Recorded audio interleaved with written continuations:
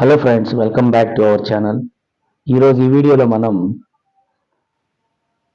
General స్టడీస్లో భాగంగా అన్ని కాంపిటేటివ్ ఎగ్జామ్స్లో అడిగేటువంటి ముఖ్యమైనటువంటి టాపిక్ మనకి దాన్ని చూడబోతున్నాం. ఆ టాపిక్ని ఈ టాపిక్ మనకి అన్ని కాంపిటేటివ్ ఎగ్జామ్స్లోను, గ్రూప్స్లోను, టీచర్స్ రిక్రూట్మెంటు, అలాగే పోలీస్ రిక్రూట్మెంటు, మరి ఏ ఇతర రిక్రూట్మెంట్లో అయినా ఎక్కడైతే జనరల్ స్టడీస్ అనేటువంటిది ఉండి అందులో పాలిటీ అంటే రాజనీతి శాస్త్రం అనేటువంటి టాపిక్ ఉంటుందో అక్కడ తప్పకుండా అడిగేటువంటి అవకాశం ఉన్నటువంటి టాపిక్ ఈ సుప్రీంకోర్టు అనేటువంటి టాపిక్. మన ఛానల్లో అన్ని సబ్జెక్ట్స్ సంబంధించి ఆల్మోస్ట్ గ్రూప్స్కి సంబంధించి, అలాగే పోలీస్ రిక్రూట్మెంట్, టీచర్స్ రిక్రూట్మెంట్, మరి ఏ ఇతర ఎడ్యుకేషన్ ఇన్ఫర్మేషన్ అయినా మా ఛానల్లో అప్లోడ్ చేయడానికి ప్రయత్నం చేస్తున్నాం. అందులో భాగంగా మన ఛానల్లో ప్లేలిస్ట్లు ఉన్నాయి, అవి చూడండి. మన ఛానల్ నుంచి ఆ వీడియోస్ వస్తూనే ఉంటాయి. ఇలాంటి వాటి అలర్ట్స్ మీకు అప్లోడ్ చేసినప్పుడు కావాలనుకుంటే subscribe now and press the bell icon so that you will reach the latest updates from our channel. Okay, so let start today's topic which is supreme court అనేటువంటి topic చూద్దాం. మనకు తెలుసు, మన రాజనీతి శాస్త్రంలో పాలిటీలో సుప్రీంకోర్టు అనేటువంటిది చాలా important topic. Examination point of వ్యూలో తప్పకుండా మనకి ఈ టాపిక్ నుంచి కూడా బిట్స్ అనేటువంటి అడుగుతారు. మనం ముఖ్యంగా ఇందులో ముఖ్యమైనటువంటి పాయింట్స్, ఇంపార్టెంట్ పాయింట్స్ మాత్రమే డిస్కస్ చేస్తున్నాము. సో ఇందులో భాగంగా మన సుప్రీంకోర్టు అనేటువంటి ఈ సంస్థ ఏదైతే ఉన్నదో ఇది ఎట్లా ఏ అధికారాలని వివరిస్తున్నాయి అని చూద్దాం. మనకి రాజ్యాంగంలోని 5వ విభాగంలో 124 నుంచి 147 వరకు గల నిబంధనలు ఈ సుప్రీంకోర్టు యొక్క బాధ్యతల్ని వివరంగా వివరిస్తున్నాయి అన్నమాట.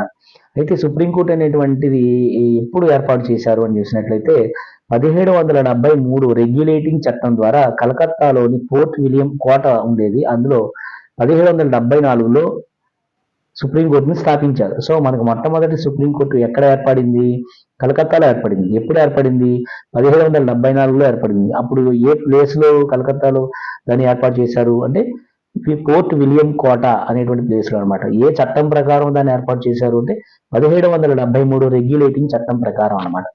మరి స్వాతంత్రం రాక ముందు మన సుప్రీంకోర్టు ప్రధాన న్యాయమూర్తి, మొట్టమొదటి ప్రధాన న్యాయమూర్తి ఎవరు అని అడిగితే ఆన్సర్ వచ్చి ఎలీజా ఇంఫే అనేటువంటి వారు. ఎలీజా ఇంఫే అనేటువంటి వారు మొట్టమొదటి సుప్రీంకోర్టు న్యాయమూర్తి స్వాతంత్రం రాకముందు. ఓకే, మరి ప్రస్తుతం మనకు ఉన్నటువంటి సుప్రీంకోర్టు ఎప్పుడు అమల్లోకి వచ్చింది అంటే 1950 జనవరి 28న ఏర్పాటు చేశారు. మరి కొత్త సుప్రీంకోర్టు మరి ఎక్కడ ఏర్పాటు చేశారు అంటే ప్రస్తుతం మనకు అది ఢిల్లీలో ఉందన్నమాట. మరి మన సుప్రీంకోర్టులో ఉండేటువంటి ఎవరైతే మనకి న్యాయమూర్తులు ఉంటారో వారు ఏ చట్టం ప్రకారం వాళ్ళు నియమించబడతారని చూస్తే మనకు రాజ్యాంగంలో ప్రకటన 124 ప్రకారం సుప్రీంకోర్టులో ఒక ప్రధాన న్యాయమూర్తి మరియు పార్లమెంటు నిర్ణయించినటువంటి ఇతర న్యాయమూర్తులు ఉంటారన్నమాట.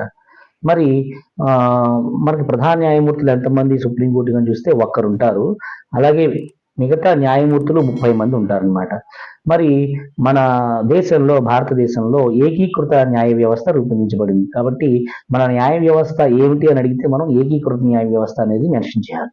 మరి సుప్రీంకోర్టులో ఉన్నటువంటి విధులు ఏంటి, సుప్రీంకోర్టు యొక్క పనులు ఏంటి అని చూసినట్లయితే ముఖ్యంగా ఈ సుప్రీంకోర్టు మనకి కేంద్ర ప్రభుత్వాలకి, రాష్ట్ర ప్రభుత్వాలకి మధ్య ఏవైనా బలమైనటువంటి వివాదాలు ఏర్పడితే వాటిని పరిష్కరిస్తుంది. అలాగే ప్రజలందరికీ ప్రాథమిక హక్కులు ఉన్నాయి, వాటికి భంగం జరిగిందనుకోండి వాటి గురించి మనం అప్పీల్ చేసుకుంటే రక్షిస్తుంది మన యొక్క ప్రాథమిక హక్కులను. అలాగే రాజ్యాంగ రక్షణ బాధ్యతను కూడా కలిగి ఉంటుంది అన్నమాట. సుప్రీంకోర్టు ప్రధాన న్యాయమూర్తులను మరియు ఇతర న్యాయమూర్తులను ఎవరు నియమిస్తారు అని అడిగితే మనం రాష్ట్రపతి గారు అనేటువంటిది జ్ఞాపకం పెట్టుకోవాలి.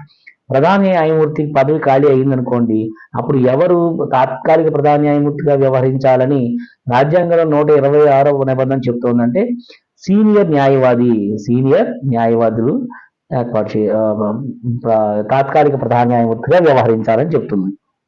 మరి పార్లమెంటులో అభిశంసన తీర్మానాన్ని ఎదుర్కొన్నటువంటి సుప్రీంకోర్టు ప్రధాన న్యాయమూర్తి ఎవరు అని అడిగితే వి రామస్వామి.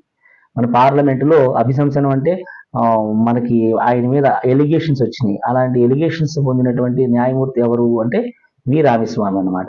న్యాయమూర్తుల జీతభత్యాలను అలాగే భారతీయ సంఘటిత విధి నుంచి చెల్లించబడతాయి అన్నమాట. భారతీయ సంఘటిత నిధి భారతీయ సంఘటిత నిధి నుంచి అనేటువంటి సెక్ట్ నుంచి మనకి వీళ్ళకి అమౌంట్స్ శాలరీస్ ఇస్తారు.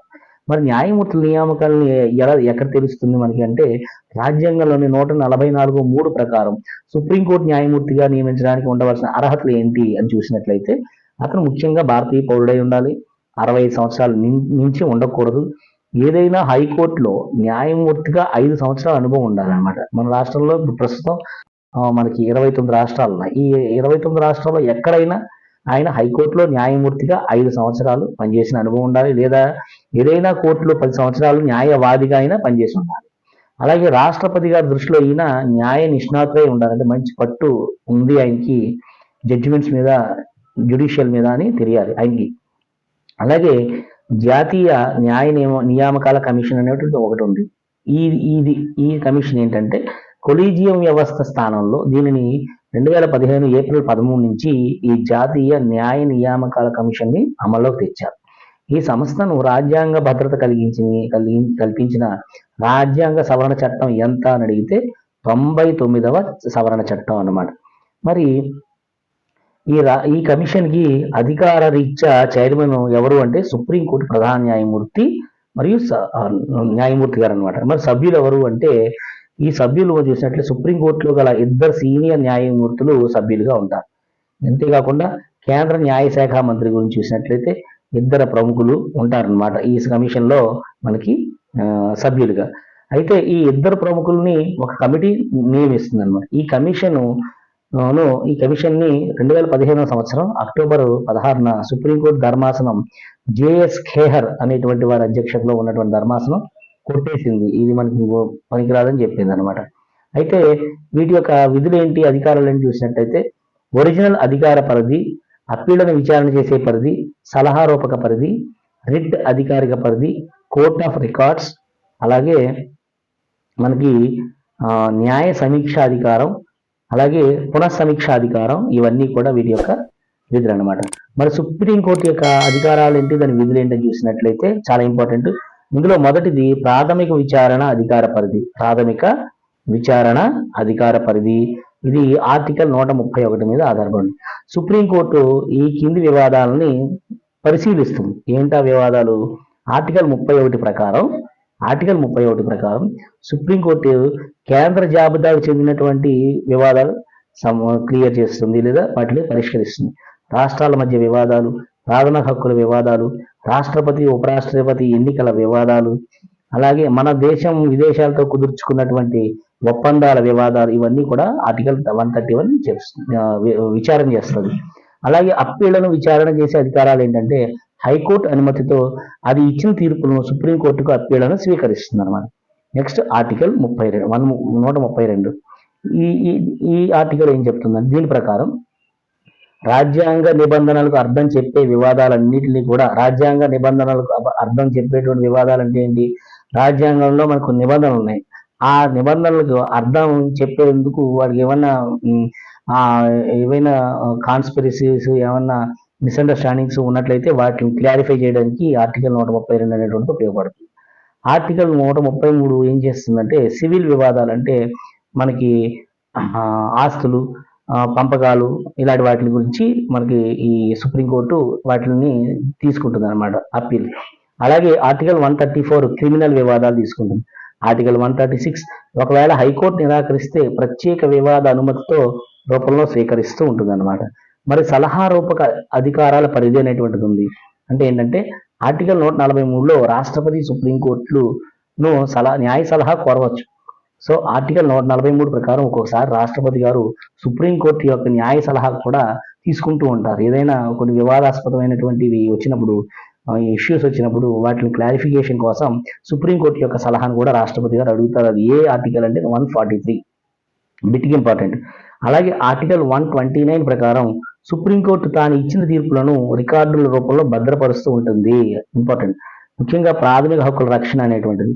అలాగే ఆర్టికల్ 132 ప్రకారం ఏంటంటే ఆర్టికల్ 32 ప్రకారం ప్రాథమిక హక్కులకు భంగం కలిగినప్పుడు కింది రిట్లను జారీ చేస్తుంది. ఏంటా రిట్స్ అని చూసినట్లు హెబియస్ కార్పస్, దీన్నే కోవారెంట్ అంటారు, మాండమస్ ప్రొహిబిషన్, టెర్షి మొరార్, ఇవన్నీ కూడా రకరకాల రిట్లు. ఇవి మనకి మన ఛానల్లో రిట్లు, కోర్టులు జారీ చేసే రిట్లు అనేటువంటి ఒక వీడియో చేసి ఉంచాము. అది మన ఛానల్లో వీడియోస్లో ఉంది. ఈ డిస్క్రిప్షన్లో కూడా ఆ లింక్ పెడతాం, చూడండి. సో ఈ రిట్లను, అప్పీళ్లను స్వీకరించే అత్యున్నత చివరి న్యాయస్థానం ఏదంటే సుప్రీంకోర్టు. సో ఈ పైన చెప్పుకున్నటువంటి రిట్లను స్వీకరించేటువంటి భారతదేశంలో ఉన్న అతి చివరి న్యాయస్థానం ఏది? సుప్రీంకోర్టు మాత్రమే. సుప్రీంకోర్టు అన్ని రకాల సివిల్, క్రిమినల్, రాజ్యాంగపరమైన అప్పీళ్లను తీసుకుంటుంది. అలాగే సుప్రీంకోర్టులో అప్పీళ్లను చేయడానికి వివాదం, ఆస్తి విలువ ₹1,00,000 పైన ఉండాలన్నమాట. ₹1,00,000 పైన ఉన్నటువంటి ఆస్తి ఉంటేనే అది తీసుకుంటుంది, లోపు తీసుకోదు. రాజ్యాంగంలో 143వ నిబంధన క్రింద రాష్ట్రపతి సుప్రీంకోర్టు సలహా మేరకు కోరవచ్చు. రాష్ట్రపతి సుప్రీంకోర్టు సలహా కోరుకోవచ్చు. ఇందాక చెప్పుకున్నాము 143 కింద ఇప్పటి వరకు రాష్ట్రపతి ఎన్నిసార్లు సుప్రీంకోర్టు సలహా కోరారు అని అడుగుతారు. 14 సార్లు. అలాగే సుప్రీంకోర్టులో సుదీర్ఘకాలం ప్రధాన న్యాయమూర్తిగా పనిచేసిన వారు ఎవరు అంటే వై చంద్రచూడ్. బిట్కి ఇంపార్టెంట్. తక్కువ కాలం ప్రధాన న్యాయమూర్తిగా పనిచేసిన వారు ఎవరంటే కమల్ నారాయణ్ సింగ్. ఓన్లీ 18 days, 18 రోజులు. సుప్రీంకోర్టు మొట్టమొదటి ప్రధాన న్యాయమూర్తి ఎవరు అంటే హీరాలాల్ జే కానియా. అలాగే తాత్కాలిక రాష్ట్రపతిగా పనిచేసిన ప్రధాన న్యాయమూర్తి ఎవరంటే ఎం హిదాయతుల్లా. అలాగే గోలక్నాథ్ కేసులో ప్రధాన న్యాయమూర్తి గోలక్నాథ్ కేసులో ప్రధాన న్యాయమూర్తి ఎవరు అని అడుగుతారు, కోకా సుబ్బారావు గారు. కేశవానంద భారతి కేసులో ప్రధాన న్యాయమూర్తి ఎం సిక్రీ. ఇంపార్టెంట్ ఇవన్నీ. పబ్లిక్ ఇంట్రెస్ట్ లిటిగేషన్ కు ప్రాచుర్యం కల్పించిన ప్రధాన న్యాయమూర్తి ఎవరంటే జస్టిస్ భగవతి. సుప్రీంకోర్టులో మొట్టమొదటి మహిళా న్యాయమూర్తి, విమెన్ జడ్జ్, సుప్రీంకోర్టు జడ్జి ఎవరంటే Fatima BV.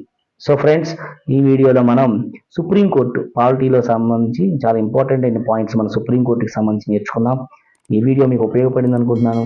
If you think this video is useful and if you want to get the alerts from our channel, then you subscribe to our channel and press the bell icon and share to your friends, like it.